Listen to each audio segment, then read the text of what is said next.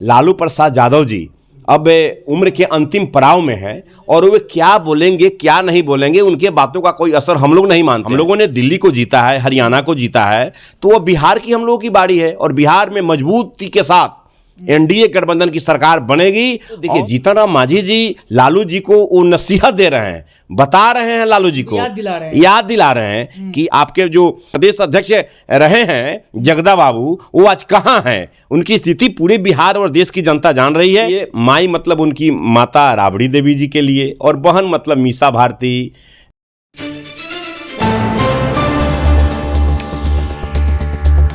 राष्ट्रीय सागर के digital platform पे आपका बहुत बहुत स्वागत है। मैं आपके साथ रोशन कुमार। देखिए दिल्ली में चुनाव हुआ है और नतीजा आप सबको पता है। दिल्ली में जो है एनडीए की सरकार आई है और आम आदमी पार्टी वहाँ पे बीते 10 वर्षों से वहाँ पे अपना मुख्यमंत्री पद पर रहे, चाहे वो केजरीवाल हो या फिर कई और भी चेहरे वहाँ पे आए। लेकिन इस बीच जो है अब बिहार में भी जो है सियासी तेज हो गई है। बिहार में पूर्व मुख्यमंत्री और राजद सुप्रीमो लालू प्रसाद यादव ने कहा है कि जो दिल्ली में भाजपा और एनडीए की जो जीत हुई है उससे बिहार में कोई असर नहीं होने वाला है।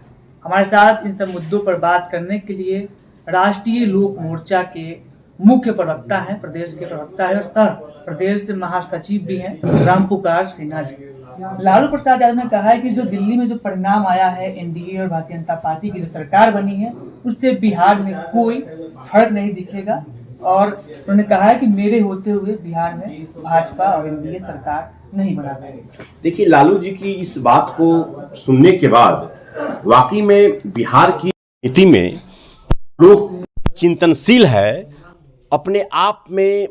अब हम यूं किस शब्दों में बयान करूं इसको कहा नहीं जा सकता है, लेकिन लालू यादव जी की स्थिति इसी से मापा जा सकता है कि वो क्या बोल रहे हैं। देखिए लालू प्रसाद यादव जी अब उम्र के अंतिम पड़ाव में हैं और वे क्या बोलेंगे क्या नहीं बोलेंगे उनके बातों का कोई असर हम लोग नहीं मानते हैं। अगर उनको इतना ही रहता तो अब राजद में छटपटाहट हो रही है। हम लोगों ने दिल्ली को जीता है, हरियाणा को जीता है, तो अब बिहार की हम लोगों की बारी है और बिहार में मजबूती के साथ एनडीए गठबंधन की सरकार बनेगी और बिहार में हम लोग जिन्होंने लक्ष्य रखा है एनडीए का कि 2025 में 225 और फिर से नीतीश, यह लक्ष्य को हम लोग पूरा करेंगे और लालू जी देखते रह जाएंगे। अब लालू जी से कुछ होने वाला नहीं है। केंद्रीय मंत्री है और आप ही के सहयोगी घटक दल के नेता हैं मांझी जी हैं, उनका भी बयान आया है। उन्होंने कहा है कि 2005 में जब बिहार में सरकार बनी थी और लालू प्रसाद यादव पर सवाल खड़ा करते हुए कहा है कि उस समय एनडीए की सरकार थी, आपके सामने ही सरकार सब बनी है, 2010 में सरकार बनी है।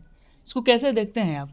देखिए जीतन राम मांझी जी एनडीए गठबंधन में हमारे देश में माननीय मंत्री हैं और भारत सरकार में मंत्री हैं। तो देखिए जीतन राम मांझी जी लालू जी को वो नसीहत दे रहे हैं, बता रहे हैं लालू जी को, याद दिला रहे हैं कि आप तो बहुत उस समय ताकतवर थे, केंद्र में आपकी सरकार थी, केंद्र में बहुत बड़े ताकतवर आप नेता थे, केंद्र की सरकार को चला रहे थे। उस समय आप तो एनडीए गठबंधन को रोक ही नहीं पाए, तो अब आप क्या रोकिएगा? अब तो आपकी डूबती हुई नैया है, नाव में आपका छेद हो गया है। आपके जो क्या कहते हैं प्रदेश अध्यक्ष रहे हैं जगदा बाबू वो आज कहाँ हैं। उनकी स्थिति पूरे बिहार और देश की जनता जान रही है। अब लालू प्रसाद यादव की नाव में छेद हो गया है, डूबती हुई नैया है और वो डूबती नैया का अब कहाँ किनारा लग जाए ये कोई नहीं जान सकता है। वो पहले अपने परिवार को संभाले, वंशवाद की राजनीति को जो पनपावा दे रहे पनपने का जो काम करवा रहे हो वो अब बिहार की जनता समझ गई है। बिहार की जनता उनके झांसे में आने वाला नहीं है। बिहार की जनता समझ गई है, लेकिन हम बात कर ले चुनावी वर्ष है और चुनाव से पहले जो है अब आरजेडी की ओर से कई सारे सौगातों का वादा किया जा रहा है। खास तौर पर जो महिलाओं है उसको भी केंद्र में रखते हुए कई सारी योजनाएं हैं, चाहे वो माई बहन योजनाएं हैं। तो क्या आरजेडी वोट नहीं समेट पाएगी? अरे जो देखिए तेजस्वी प्रसाद यादव माई बहन योजना तो सही नाम रखे हैं ना, इसलिए माई मतलब उनकी माता राबड़ी देवी जी के लिए और बहन मतलब मीसा भारती।